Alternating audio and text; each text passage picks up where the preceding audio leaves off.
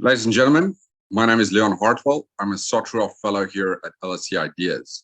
Welcome to another LSE IDEAS Russia-Ukraine dialogue. We set up the dialogues in response to the February escalation of the war, which is one of the most consequential events of our time. As the conflict continues to be fluid, it requires cross-disciplinary analysis. Our dialogue today will focus on managing the narrative. Now, first, I want to start by giving you a few status updates. According to UNHCR, there are now more than 4.2 million Ukrainian refugees. In addition, there are over 6.5 million internally displaced people. To put those figures into perspective, the number of Ukrainians that have been uprooted by Putin's actions exceed the entire population of Sweden. War crimes and crimes against humanity continue unabated. Following the liberation of Bucha, we are seeing horrific images of mass graves. Some civilians have been found dead with their hands tied behind their backs. Meanwhile, many fear what Mariupol will look like behind the siege lines. We also increasingly hear stories about Russian soldiers raping Ukrainian women, even in front of their children. We've noticed also that the G word is being used more frequently by Ukrainians and journalists to describe Russian atrocities, while RIA Novosti, a Russian outlet, published a piece openly calling for mass ethnic cleansing of Ukrainians.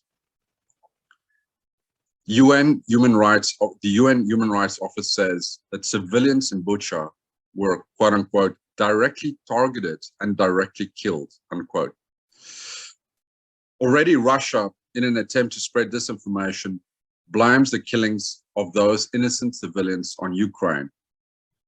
That brings us to the main theme of today's event. As I mentioned, it's about managing the narrative. Our first speaker doesn't need much of an introduction. His name is Edward Lucas. He's a non-resident senior fellow at the Center for European Policy Analysis.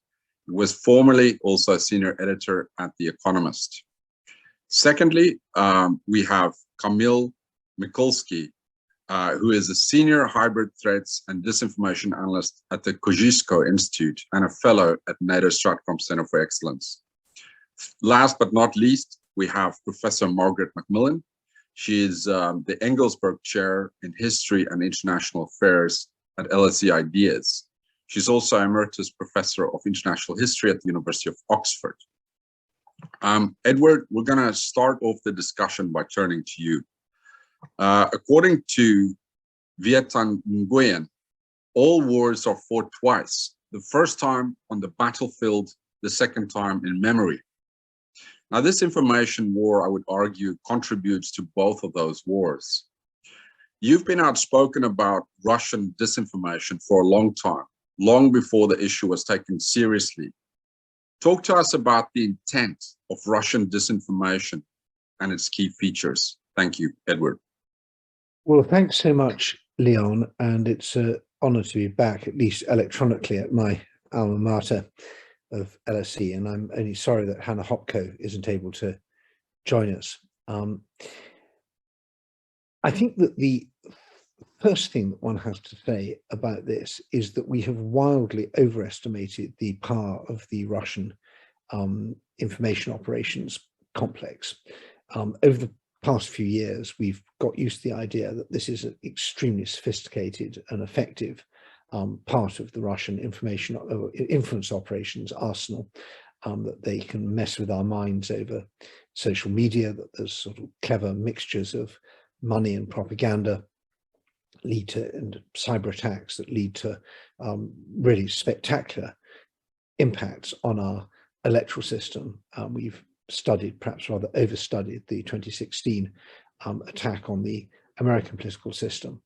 But I think that for years we've been warning people to take this more seriously than they were taking it. I still remember back in, I think, 2005, going to a meeting in the Kanzleramt in Berlin and being laughed at when I suggested that Russia might use information as a weapon against the Federal Republic of Germany. They were laughing a bit less after the Lisa case. But all those worries seem a bit less worrying now when we look at the failure of Russia to get its message across in any substantial way in any Western country.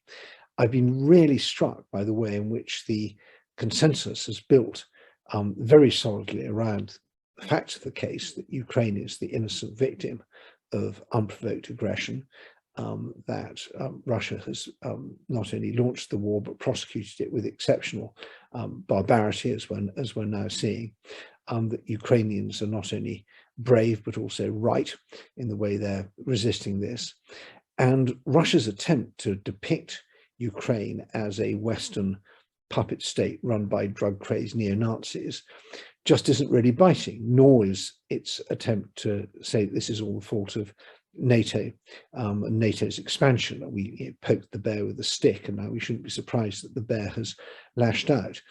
You get a little bit of this on the far left in some countries.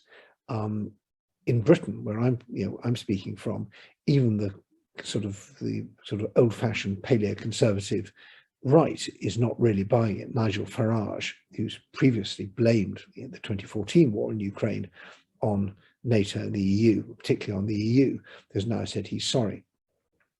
So that gives us food for thought. Why is that happening?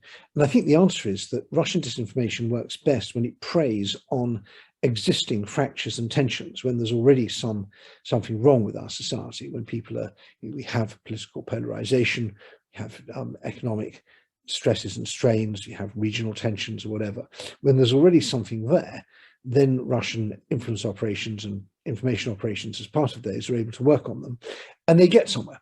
And so we've seen, for example, the famous rally in America, in Texas, I think it was, where you had a bogus Facebook group called Texans Against Sharia, having and then a Texas Muslim, authentic Texas Muslim group having a sort of confrontation on the streets of a town in Texas, entirely staged from St. Petersburg. But that reflected existing polarization, and that just isn't happening now. I suppose what we have seen, perhaps would be the most signal example of a Russian information operation, would be the 5,000 or so Russian Germans who had a sort of pro-Putin, pro-war convoy through the streets of Berlin a couple of days ago. But that's pretty small potatoes by the standards of what we've seen previously. The other thing which is well worth saying is that this rather comforting response reflects an extremely narrow angle of approach. That if you look, as I do, at the English language media in South Africa or in India or in the Portuguese language in Brazil, which one can read in Google Translate, and in fact a large slice of the world, one sees a very different position. And this is not just the Chinese Communist Party, which obviously has cranked up its propaganda machine to take the pro-Russian line, but the anti-Westernism, which is there for reasons good and bad in large slices of the world, the feeling the West is arrogant, interfering, incompetent, hypocritical, and so on. That is fertile ground for the Russians to get their message across, and that's rather dispiriting to see.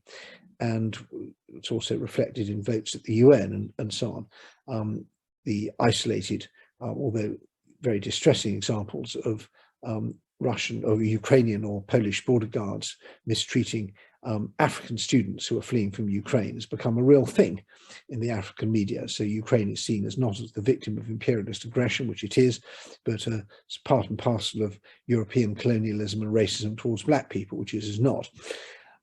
So I think we need to be cautious about declaring victory. We've done extremely well, if you like, on the home front, but we are largely losing, I would say, the narrative war outside the countries of the European Union, NATO, the G7, and so on. And I think that there's a big opportunity there for the Ukrainians to say, hang on a moment, if you dislike imperialism, Russia is the #1 imperialist.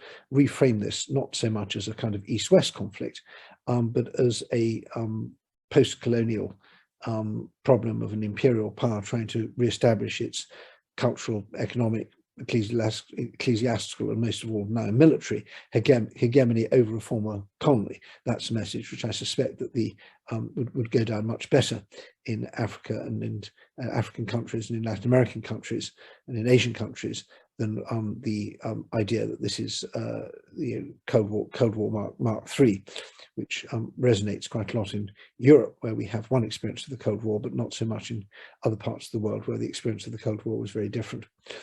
I'll stop there. I'm so looking forward to hearing Margaret MacMillan and also Kamil Mikulski. And if you don't tune into what the Kosciuszko Institute does, please make a point of doing so.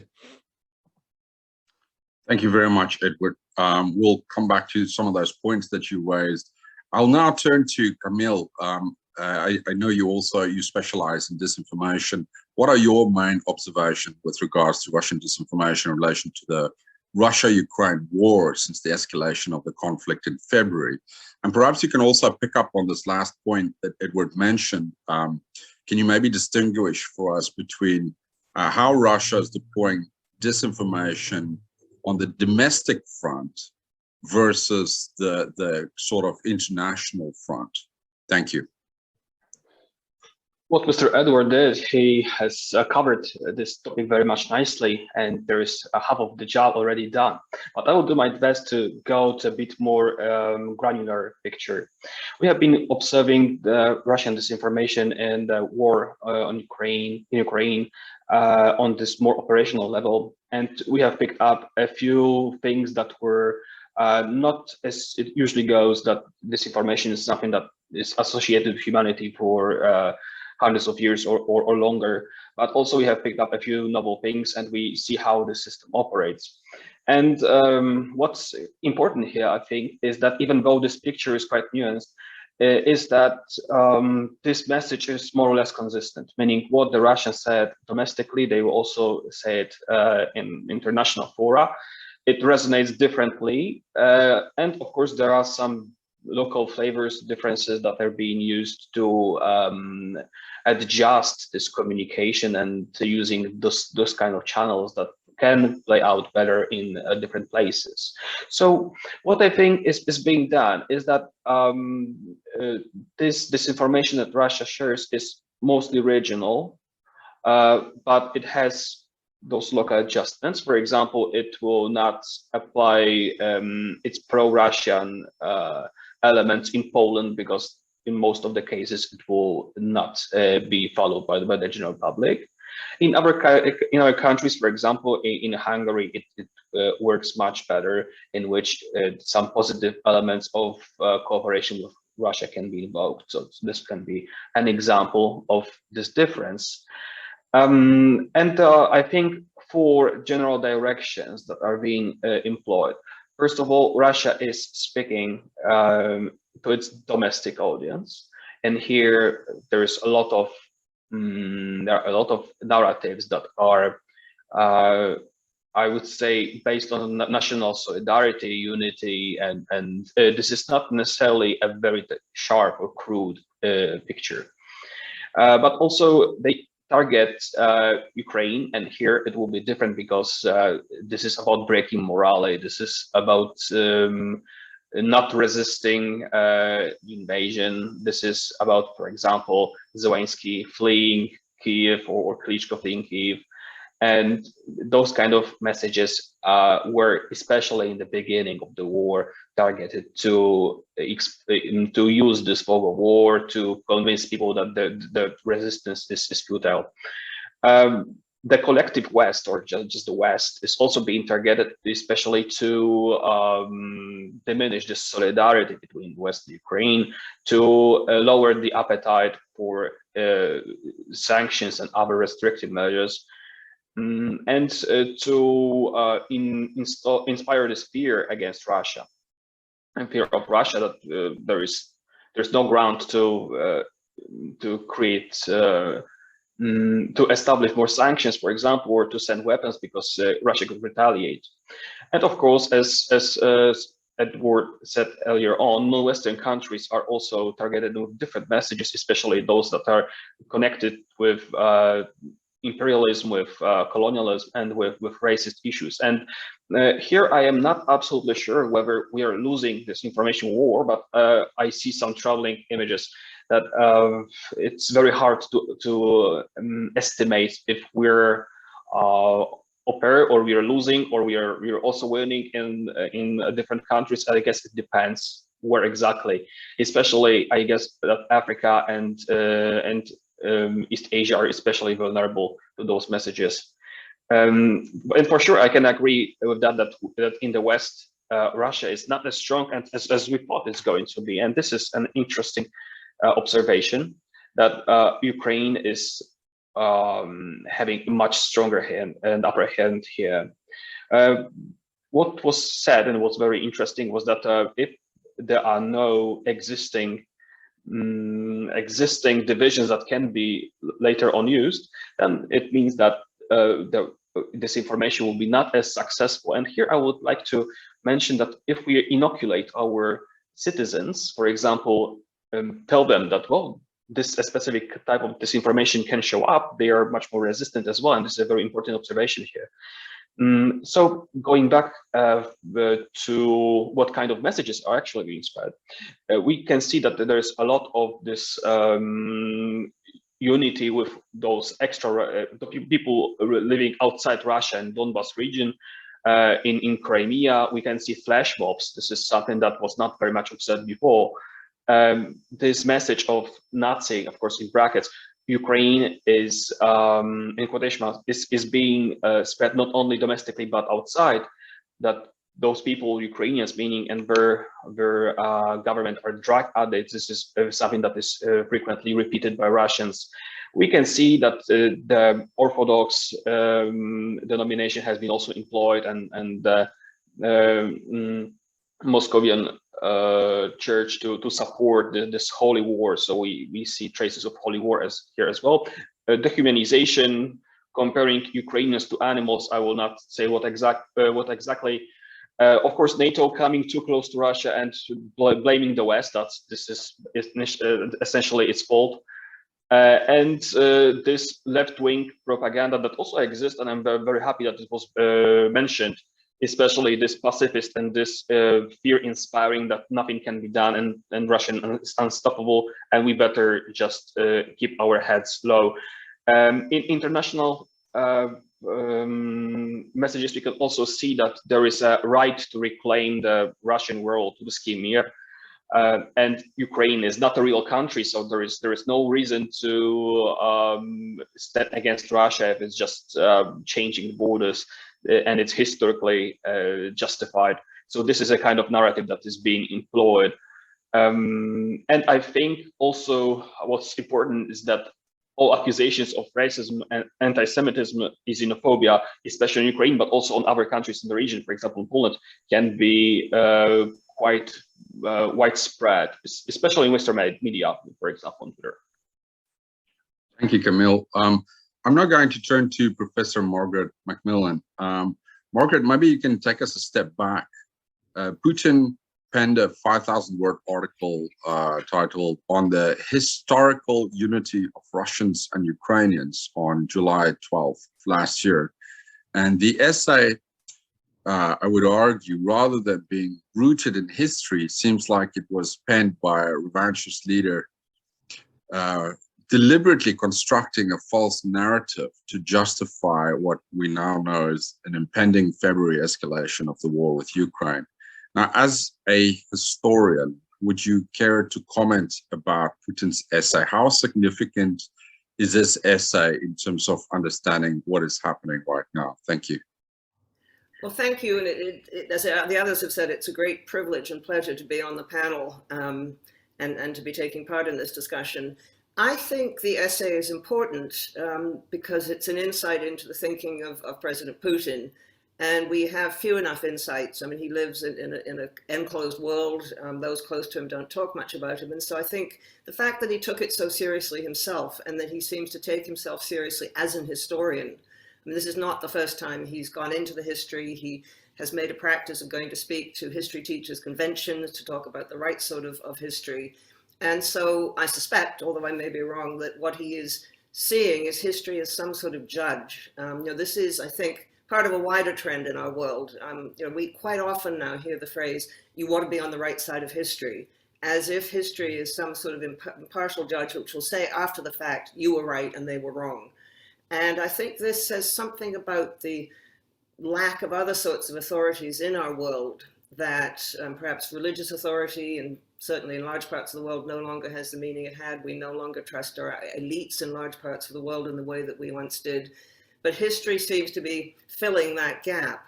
And so I think in a way what President Putin is doing is both reflecting a very Russian and his own very particular perspective on Ukraine, but he's also part of this sense that somehow history can be legitimizing, history can point the way in the right direction. I think we've seen, certainly in the late 19th, since the late 19th century and in the 20th and 21st century, history increasingly being used as legitimate grounds for claiming territory. And it used to be that territory was conquered, there would be a peace settlement, and the conquered territory would remain with the victorious power. But that idea that conquest was its own justification, I think, has really fallen out of practice. And so history has crept in to that gap, and history increasingly is used to say, this land was once ours, it must be ours again. And we saw it certainly after the end of the First World War, when a number of states, both old states like Poland and newer states like Czechoslovakia, were establishing themselves on the map. They used history very much to try and establish their borders, to claim particular pieces of land. And I think Putin has done this, of course, when he took Crimea in 2014. He used historical arguments to say that it legitimately belongs to us. I think he's also using history, as others do, as justification for his actions. He's certainly used this in Ukraine. I've read the essay, in fact, I've read it twice, which I don't recommend. I think if I were grading it as a student essay, I wouldn't give it a very high mark. I'd say, where is your evidence? This is one-sided. What would you please define your terms? I mean, what he does is simply portray a picture of the Ukrainian people, which has always been part of the greater Russian world, a spiritual unity. As he says in the essay, we call the Ukrainians, often we call them little Russians, and the Ukrainians, Belarusians, and Russians are really part of the same historical and spiritual unity.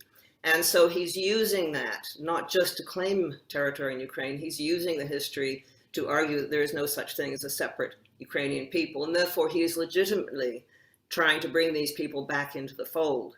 What I think also comes out very much in the essay is that he blames what is happening in Ukraine, or he has blamed what's happening in Ukraine, first of all, on the elites. In the essay, he says, down through history, the people wanted to be part of Greater Russia. The people understood that they would be more prosperous under Russian rule. The people understood that the Russian leaders were the right ones for them. I mean, more or less says this. And it was only their elites who sold out to the Swedes, or sold out to the Poles, or sold out to the Lithuanians, who betrayed them. And so there's that part of the narrative. But he also blames malign outside forces, that there have always been those who want to detach Ukraine from Russia, and that the Ukrainians, innocents as they are, have followed these people who want to destroy this wonderful unity between the Ukrainians and the Russians. And so I do think we have to take the history seriously.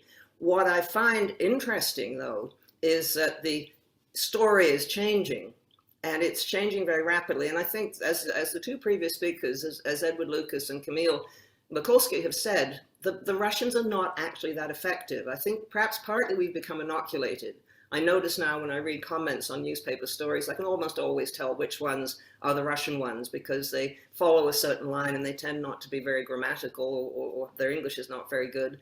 But I think what is really striking, I think, in the present conflict is how rapidly they've shifted the story and how little confidence they seem to have in their own stories. I mean, the original story, the original narrative a month ago was that Russian forces were coming in to save Ukraine from this drug addict, as Edward Lucas said, the drug-addled Nazis who were running the Ukrainian government, and that the Ukrainian people were being saved and brought back into the embrace of Russia. And the most recent story, there was a story in the Times today about a statement that's been put out by a so-called scholar on Russian media, that in fact most of the Ukrainians are Nazis, that it's no longer just their leadership, that they themselves are Nazis and they're going to have to be severely punished for it. And so we've gone very far from the spiritual unity of Ukrainians and Russians to seeing most Ukrainians as Nazis who are going to have to be punished. I think in this article there was even talk in an extraordinary fashion of Nuremberg trials to try those who were guilty of this crime. What never comes out, or very rarely comes out, is any notion of self-determination, that the Ukrainian people, whatever the history, whatever the past, you can go back to Kiev and Rus if you want. You could go back further. You could actually find people in Sweden or Norway who claim to be descendants from Vikings who could claim Ukraine. The history, it seems to me, is absolutely irrelevant. It's the wish of the Ukrainian people. And I do think that's something we in the West perhaps should do more about. I think there's no point or little point in contesting this sort of fake history that Putin and co are putting out. I think far more important is to stress that the Ukrainians themselves have a right to choose what they want to do. And I think it is important to challenge these narratives. And I do take very much, I think it's very important what the two previous speakers have said. We need to do far more to challenge the narrative that is unfortunately developing in large parts of the world, in large parts of the South. And this feeds into a sort of dominant narrative in a number of countries such as India, that everything that's wrong can be blamed on imperialism, and everything that is good has happened since the end of empire. And this has been a very convenient narrative for rulers of those countries such as Modi, because they can blame external forces, they can blame the past for what's gone wrong in their country. And I think collectively we need to do more to challenge it. And so I do think the history, bad as it is, partial as it is, distorted it is important. And I do think we have to keep challenging it, because I think those who are putting it out there do it cynically, but I think in some cases they actually believe it. And I would like to hear what the other two have to say, because I'm by no means an expert in President Putin and his thinking, but it seems to me that he may actually believe some of what he's saying. It may be shaping his worldview, and I think we need to understand that. Thank you. Thank you, Margaret. Well, Edward, you heard from one of the greatest historians of our time that Putin will get a bad grade for his essay. Margaret also mentioned that she thinks that we need to be better with regards to challenging the narrative. Now, how do you think President Zelensky, has been going about fighting this information war? What are your main observations, Edward? And also, what should he be doing differently? And Margaret, I think you're not yet muted. Sorry. Thank you. It's all good. Well, it's been fascinating watching, and I have to say, I feel that I'm transported back into the years of my youth of sort of 1989 to 91, the extraordinary excitement around President Zelensky, who's become a kind of leader of the free world. It's a sort of place that was briefly occupied by Václav Havel, I think, in the months and years immediately after the 1989 revolution. And in the rather sort of jaded political context of the Old West, to see people fighting and dying for beliefs that we sort of hold but don't always cherish has been really exciting. I think what's particularly struck me about President Zelensky is that he's not using history very much. I covered the revolutions of the collapse of the Soviet Empire, where history was enormously important. I mean, the single most important fact for the Baltic states was to restore pre-war independence. For in the Czechoslovak Revolution, it was about undoing the wrongs that had been done in the communist putsch of 48 and the Soviet-led invasion of 1968. And so you felt you were part of a sort of historical arc. And Zelensky isn't really doing that. He doesn't quote Pet Laura or any of the sort of brief moments of Ukrainian sort of quasi-statehood after 18. That's all kind of very long time ago. He doesn't even make a particularly big deal of Maidan, which used to be the sort of most important word in the Ukrainian political vocabulary. It was Maidan or Euromaidan, the Orange Revolution, and these sort of galvanizing events. I'm also struck by his repeated emphasis on the way that Ukraine is a multicultural, multilingual, multi-ethnic, multi-confessional society. And I saw the other day, he said, we are a country of 100 nationalities. And I find that a refreshing change from the discourse of the Poroshenko era, which was very much on the idea of a sort of what we might call sort of traditional Ukrainian nationalism. And of course, it makes it far harder for the other side to depict this as being a sort of the heirs of the Banderites, when you have a president who's Russian and Jewish in his origins, as well as being a patriotic Ukrainian. And I feel he's forging this is a new form of civic Ukrainian nationalism or patriotism, which is quite different from some of the manifestations we've seen of the sort of anti-Soviet or anti-communist resistance in previous eras. So it may be a new Cold War that we're facing, but there's a strong element of novelty in it brought by Zelensky, and I have to say I find it deeply refreshing and even inspiring. Thank you, Edward. And I think that's a good reminder also, this idea of Zelensky promoting a multicultural society, which is quite refreshing, because I think one of the things that became lost in what was happening during Maidan, as you mentioned, was the fact that there were many Russian speakers and ethnic Russians who were there on the front lines during Maidan. And I can't remember whether it was Pew or which organization it was, but I remember reading that something like 45% or 55% of the people who they interviewed were actually ethnic Russians or Russian speakers. So they were also for Ukraine's integration with Europe. That's what they stood for, and that's an important reminder of that. Now, let's turn back to Kamil. If you could unmute for me, please. I know you've been studying disinformation closely also in terms of how it is being fed to refugees at present. Would you care to comment about that? Thank you. Absolutely. I just got a very brief remark of what Margaret MacMillan said. I heard that this definition of Ukrainian Nazis, which in the beginning was reserved just for the government, expanded to basically cover all resisting Ukrainians right now. But it goes even further. Recently I heard that this is unfolding in the way that will describe not only Ukrainians, but also other European nations and other people who sympathize with Ukraine, that they need to be denazified, and Poland is likely the next target. It was also voiced in Russian media. So we can see that this whole emission becomes more and more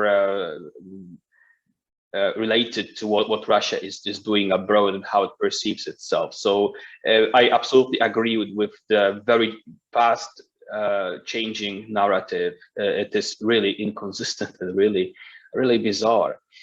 And if it comes to refugees in Poland, we have observed a few very troubling developments. In the very beginning, there was something that I would say was not maybe disinformation, but malinformation, meaning a campaign in which certain facts were twisted and manipulated, overblown to signify something that could have actually happened, but it was spread with a very malicious intention. For example, I don't deny that according to my knowledge, there might have been certain fights at the border between different refugees, between people who were trying to let them through the border to make it organized. That there were clashes. There were people who were trying to flee, many of those in the same time. And as they were also extremely stressed, there were some fights, I realized. But what happened with it, it has been recorded, it has been sent to the world, it has been magnified many times to fit specific agenda and advance Kremlin's goals and their strategic perception of the racist Ukraine and Poland that is persecuting people at the border. So this is one of the probably most difficult problems that we face, but when proliferation is used, it's very difficult to counter it because, well, there were incidents that took place, and here the intent is the problem. Refugees are also targeted in Poland in a way that is trying to sow dissent between Poles and Ukrainians. It builds on the difficult cards of history that Poland and Ukraine, of course, have. For example, massacre in Volhynia or our national uprisings and Ukrainian national uprisings in which we were in conflict historically. It also uses a lot of economic justifications. For example, the Ukrainians will take Polish people jobs. They will take our place in hospitals. It's because of them that the petrol price is also high. And there's a lot of disinformation that, for example, Ukrainians are getting everything for free. They are treating fantastically in Poland, and they do not pay those high prices for gasoline. So what we see here is that a lot of issues, especially on this social, on this economic, but also historical elements, are used to divide us and are trying to diminish some popular support for Ukrainians. Some of those are really, really odd. For example, I remember a narrative in which there was a hospital hosting children that were that had cancer, basically, and the narrative went on that those children were kicked out of the hospital to make space. So basically, those narratives build on this false image, and there is also a very interesting development since 2016, as most of our data as disinformation analysts stem from the US presidential campaign, because after that we had lots of data that we could analyze. Since that time, some things in disinformation environment have changed. For example, more and more trolls and or malign actors are using this kind of fallacy that we like, let's say, I get a first-hand information from somebody else that this and that happened. And it resonated very much in Polish internet about Catherine from somewhere, claiming that she observed that something was happening, with that the refugees were not behaving as we wanted, they were ungrateful, they were committing crimes and so on. And it was reported as a friend of mine, a cousin of my husband, and so on.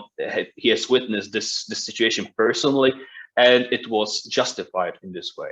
Sometimes what we also see, which is, I guess, important, very much targets refugees, is that certain disinformation narratives are being sold as a kind of humor. But this is a very bizarre type of humor, and I need to explain it. For example, people who flee Ukraine, they have different cars. So of course there are worse and better cars, but there are also some rich ones, not some very expensive models. What was overblown is that those refugees are escaping Ukraine in luxurious cars, and why should we pay for them? Why should we help them if they can afford it, clearly? And one of the examples of such a humor that I witnessed was, well, in Poland, we might have not enough parking spaces for so many luxurious cars. So it was a very badly dressed humor, was not really funny, but what they wanted to reiterate was this narrative that, well, Ukrainians have this luxurious cars and the refugees are well off, they don't need no help. So yeah, as you can see, those two things are very much used. Thank you, Kamil, and thank you for reminding us also that this information war continues even outside of Ukraine. You know, in Poland especially, that bears the brunt of many of these refugees also, and that could have major impacts also in the coming months, and in Polish attitudes, perhaps also with regards to these Ukrainians. Now, Margaret, I'm going to turn to you again. Social scientists often talk about the process of othering, this creation of a barrier between us and them. And I think we're seeing this also in this information war. Bearing in mind how Russia depicts Ukraine and Ukrainians as Nazis, or a very pejorative term that they use, kohols, how much will the information war influence the ability of Russia and Ukraine to ultimately make peace? Well, I think the war as a whole is going to make it very, very difficult to make peace, and the information war is merely a part of it. I think what will be seared into the consciousness of Ukrainians are the pictures that are coming from places where the Russians have left. And I think those are going to be things that are going to be very hard indeed to forgive. I think the information war is part of it, but it's the images of what the Russians have actually done. You know, I mean, we should have known that this was likely to happen because they did it in Grozny and they did it in Aleppo. And the ways in which the Russian forces have not been managing as they were expecting to manage in sort of a triumphal advance through Ukraine has, I think, shown real deficiencies in their command structure. And one of the things that has happened is the soldiers, from the sound of it, have simply run out of control. And so I think the information war will be part of it, and certainly the portrayal of the other side, which Zelensky, again, has been very careful not to do. He keeps on saying his war and the Ukrainian war is not with the Russian people. And the Ukrainians have, I think, been trying very hard to talk to the Russians. They've been trying to get through to them, and others will know better how they do it on social media. And I think they have actually been very, very skillful in this. But how much the Russians are going to believe that the Ukrainians are all Nazis, that they actually have been killing their own people, this is very hard to tell, because what remained of a relatively independent press in Russia has now been brought pretty much under control.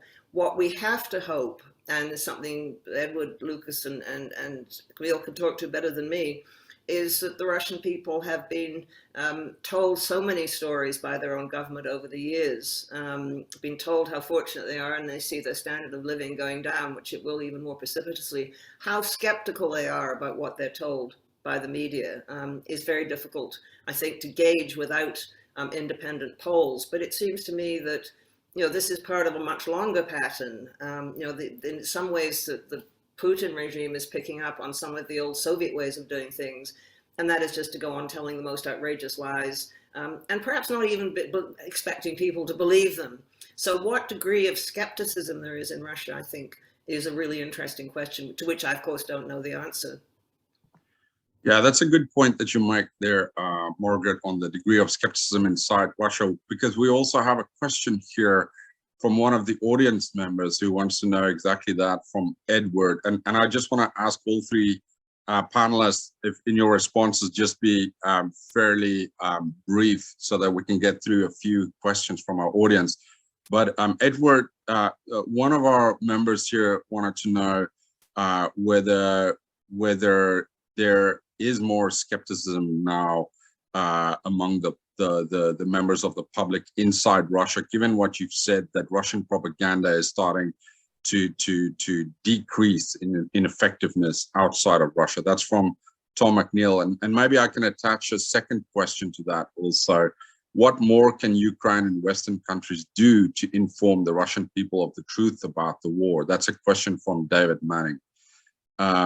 Please tell us about that. These are great questions. And I should say that, I mean, all this is in the context of millions of people having their lives shattered and many thousands of people being killed. And I think there's a danger we try and look for a silver lining in this from a sort of analytical point of view, but we should never forget the overall context. I'm very cautious about saying anything about what people really think inside Russia, because in a semi-closed authoritarian society, I don't think people give completely truthful answers to opinion pollsters. And I think that what we have seen is a kind of what we might call wide but shallow support for the war. Most Russians think it's a good idea, but a large slice of them say they don't think about it very much. And based on my experience dealing with the Soviet Union, I feel that these overseas bungled, or not overseas in this case, but bungled military operations abroad are a kind of slow burn. They affect both the credibility of the regime and the credulity of the public. We saw that with Afghanistan, but I suspect it'll be only when we see either body bags coming back or perhaps no bodies coming back, and people who are maimed or traumatized from their experience on the battlefield, that begins to create the sort of cognitive dissonance between the Putin regime's line that this is limited and triumphant and the actual experience of the soldiers who've taken part in it. I think there's a particular problem for May the 9th. May the 9th is marching towards us, and Putin has to deliver something to celebrate by May the 9th. He's fetishized victory. And the victory of 1945 plays the role the Bolshevik Revolution used to play, 1917 used to play in the Soviet Union, as the sort of unambiguously good moment. And so I think that the military timetable is going to be subordinate to the political one, and that may mean more military disasters, that they may try and achieve something before they're militarily ready for it, and that will of course further increase things. There's also the question of laying the ground for escalation, and whether Putin will be his nuclear saber rattling, whether that will terrify Russians or make them feel that their country is being taken tremendously seriously, and is therefore good. There's a danger that nuclear saber rattling plays not only diplomatic dividends abroad, but political ones at home, and we should worry about that. I think on the question of how we get through to the Russians, what is infuriating about this is that Britain used to be quite good at it. We invented what we call political warfare during the Second World War under the leadership of people like Bruce Lockhart and Sefton Delmer.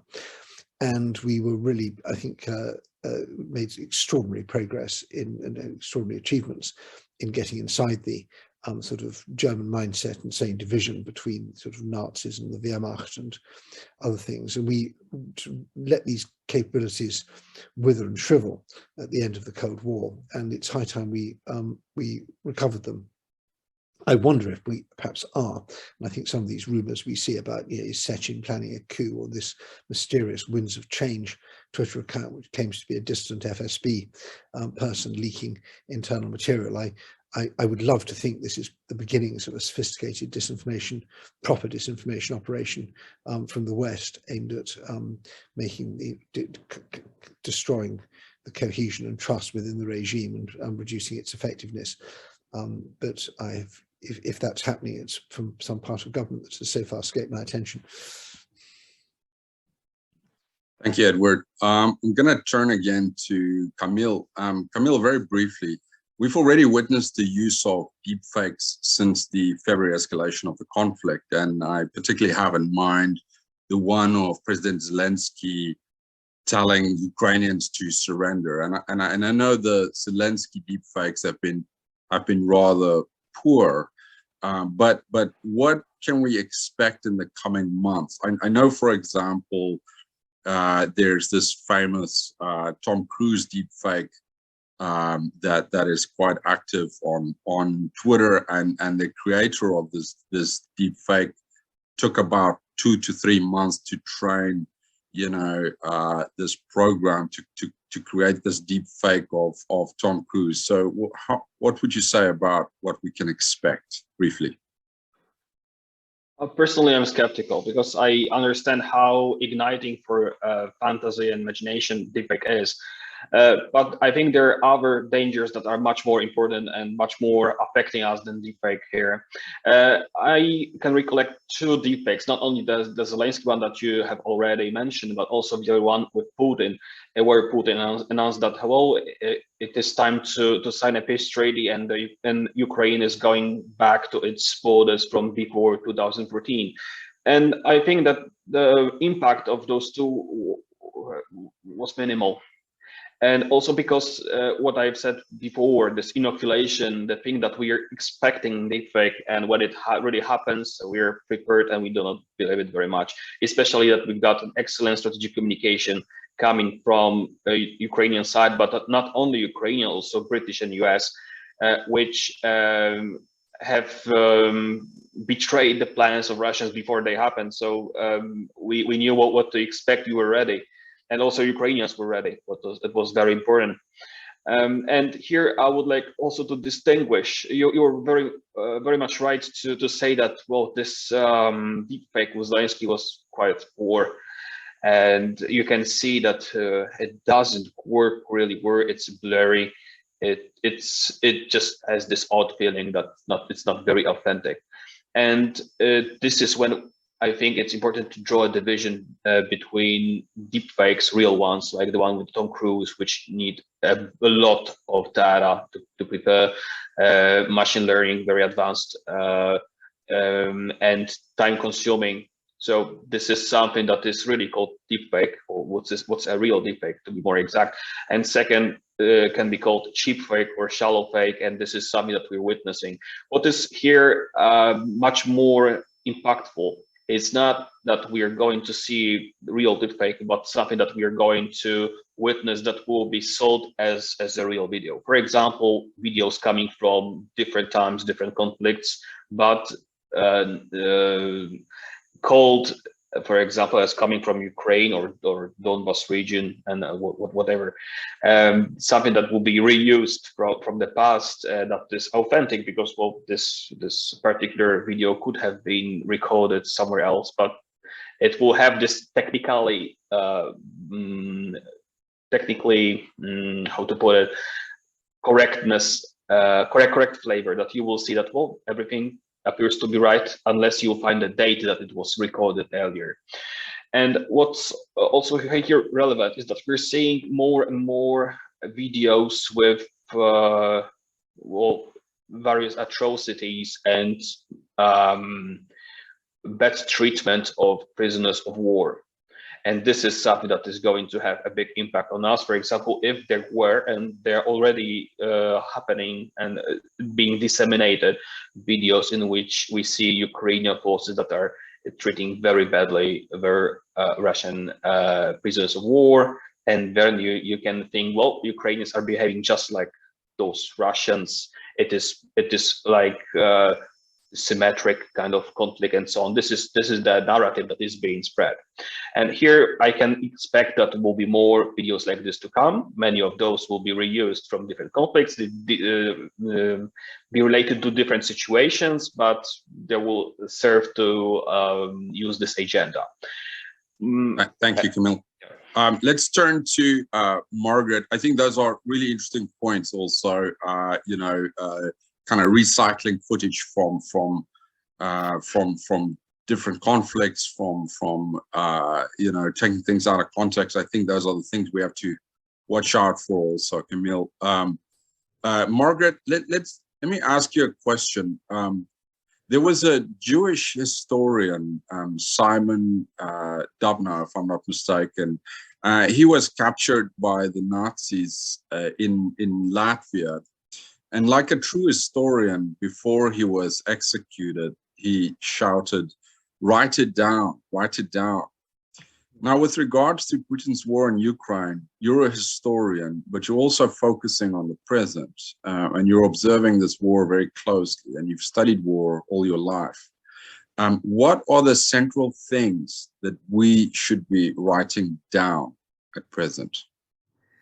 Well, we're in the middle of it. So I think we are in what they call the fog of war, and so many things are happening in so many different places. I think it will take time to get a picture of what is happening. But I think what, as an historian, and this sounds, I feel badly even to be talking about what historians need, because what Ukraine needs at the moment is weapons, not historians. It needs support. But if we're ever to write a history of this war, then I think it will be very important to gather as many testimonies as possible from not just those who are fighting, and not just those who are fighting on both sides, but also from the civilians. Because I think sometimes in war we neglect, or we don't pay enough attention to what has happened to civilians. And this is a war in which civilians have both been a very important part of the war effort, but also, of course, been the victims of the war, the targets of the war.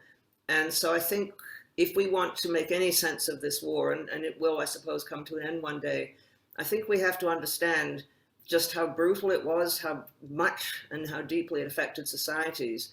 And I think we need to remember, you know, I think too many of us in the West have assumed that war is a long way off. It happened a long way in the past. It will never happen in Europe again. We've moved beyond that.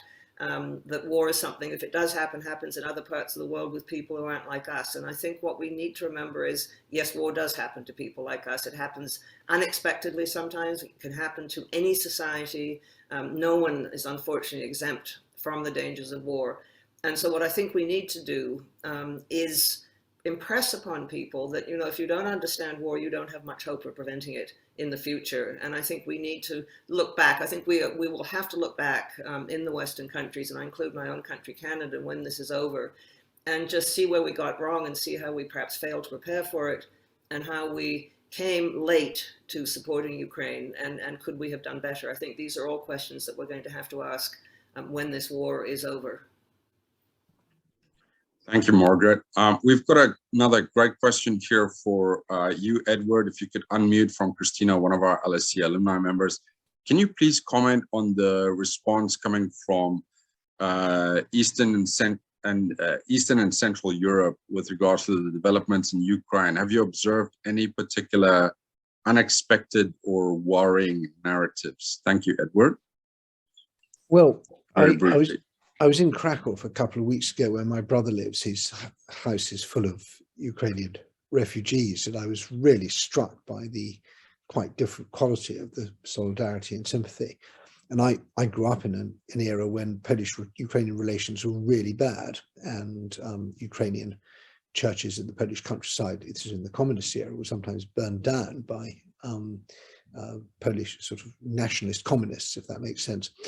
And so to see this is, I mean, I think this rivals the Franco-German reconciliation after the war. Perhaps it's even more impressive in terms of the solidarity that's coming. And I think, you know, at the basis of this is a shared historical experience. They know what it's like to be deported, to be occupied, to have suffered this. It was still in living memory. There are people alive today who were deported to Siberia, whether from Eastern Poland or from the Baltic states. And the Estonian Prime Minister who spoke at the European Parliament pointed out her mother was deported to Siberia as I think a 6-month-old. So there's a common historical experience which shapes the response, and and that's just not there in. It's oddly, I think it's there in Finland. Interesting. I think the Finns really get this because of the Winter War. So it's not quite a sort of communist, post-communist thing. And it's just not there, I think, so much in the West, in West European countries. The big perplexing outlier here is Hungary. And I grew up seeing the Hungarian uprising and its crushing in '56 as being part of the same sort of litany of stories of heroism, resistance and destruction. And I still find it hard to understand that the Hungarians don't feel the sympathies with the Ukrainians, or at least the Hungarian leadership doesn't, and I'm not sure quite how widespread it is among the Hungarian people either. That's true elsewhere. To be continued. Thank you, Edward. Kamil, I have a question for you. Just ask you to be very brief. Then I can also still ask another question to Margaret. This is from one of our audience members.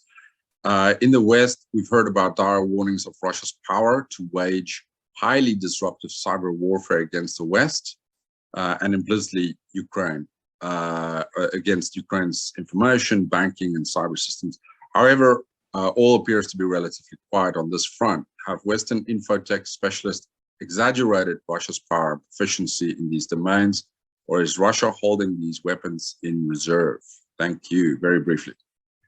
It's a very difficult question. I guess this is one of those that are puzzling analysts all over the world now. Why don't we see more of cyber attacks, especially if cyber domain, cyber was domain of NATO, and it was seen as a future conflict that it will be very much more connected to cyber attacks. We do see low-scale attacks on critical infrastructure here, not only in Ukraine but also in some other countries in the region, for example, on railway. But it is true that it's not as much of it, and if there are some attempts to block Russia from that they are mostly done in covert. So I can't really say what is the real reason that we don't see it, or if we will see it in the nearest future. I guess we have to be ready for all developments and be very vigilant when it comes, especially to our critical infrastructure facilities. Thank you, Kamil. All right, I'll give the final question then to Margaret. We have a question regarding the G word that we mentioned earlier. How does this discussion in the media and by politicians about Russian war crimes impact the narrative and the reception of it, if at all? I think it's too soon to tell. I think it seems clear to me that what is happening in Ukraine are war crimes.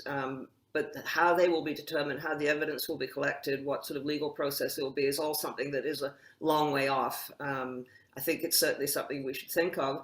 And it is, of course, something the Russians will use as well. They're already beginning to use the language of war crimes, beginning to talk about massacres of Russians, whom they define, I think, as anyone who speaks Russian in Ukraine, which is not the case, as Kamil said earlier on, and Edward has said as well. A lot of the people in Ukraine who speak Russian are Ukrainian. They just happen to speak Russian rather than Ukrainian. But I do think that war crimes, I think we have to take it seriously. I think if there's to be any international order, sooner or later, those responsible for what's happening will have to be named, have to be identified, a case will have to be prepared. Whether or not it will be possible to put them on trial is another matter. But I do think it's something that I hope will not be left to slide after this war is over. Thank you, Margaret. We are now coming to the end of our discussion, and I would like to thank all three of you for your participation. You've made some wonderful contributions to the dialogue, and I would like to thank you for that. I would also like to remind our audience that we have these dialogues every Tuesday at the same time, and we will try and keep these dialogues going for as long as possible. Then finally, we've dropped a link in our chat function. Our LSE Student Union have a fundraising page for international Red Cross efforts to help Ukrainians. Please click on the link and support it if you can. Thank you, everyone, and we will see you again next week.